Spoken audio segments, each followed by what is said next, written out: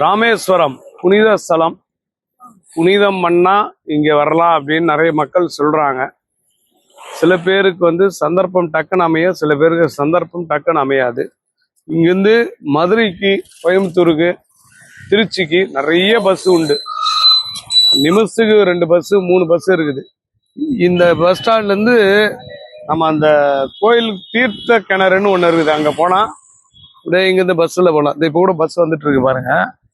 இங்கேருந்து பாம்பன் பாலம், இப்படி திருப்பி பாம்பன் பாலம் இங்கேருந்து ஒரு 12 கிலோமீட்டர் தூரத்தில் இருக்கு அப்படின்றாங்க.